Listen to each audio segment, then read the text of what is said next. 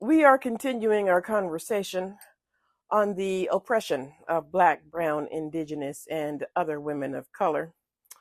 Let's talk about reproductive labor. Capitalism wrongly teaches us that our value comes from our ability to sell our labor and the wage we receive for that labor. And if we are not able to work for wages because of our age, disability, or other reasons, we are not valuable to society. That's what capitalism teaches us. Wages do not always cover all the costs to keep workers alive. Workers have to do reproductive labor to survive, such as cooking, cleaning, having children, caring for children and adults, and providing emotional support.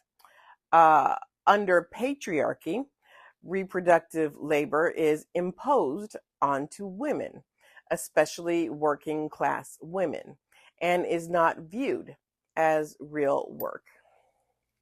But capitalism needs women's reproductive labor, whether paid or unpaid, to function. This labor keeps workers alive and produces the next generation of workers. For example, when a paid domestic worker cares for the children of her employer, the employer is then able to do productive labor at their job.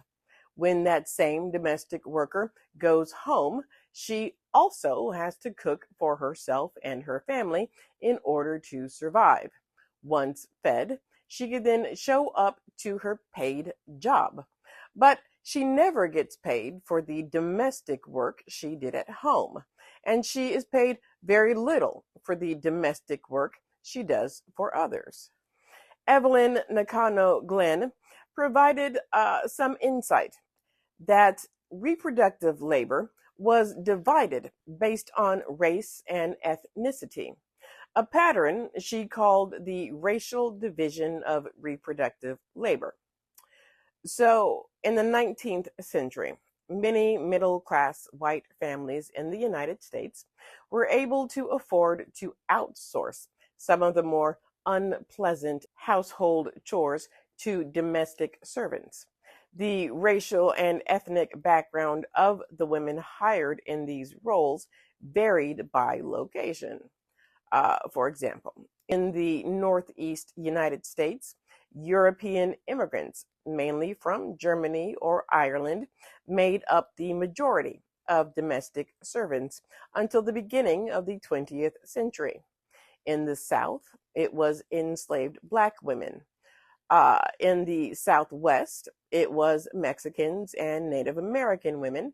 And in Northern California, it was Chinese and Japanese women, while in Hawaii, it was the Japanese.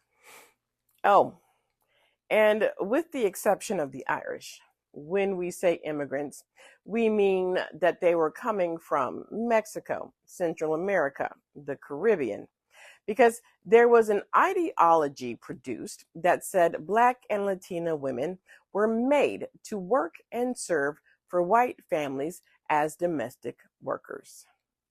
International division of reproductive labor, which arose out of globalization and capitalism, was coined by Rachel Ferrans when she was discussing Filipino migrant domestic workers. It refers to three tiers: wealthier upper class women who use the migrants to take care of domestic work, and the lower class who stay back home to watch the migrants' children. The wealthier women in developed countries have entered the workforce at a greater number, which has led to them having more responsibilities inside and outside the home. These women are able to hire help and use this privilege of race and class to transfer their reproductive labor responsibilities over to a less privileged woman.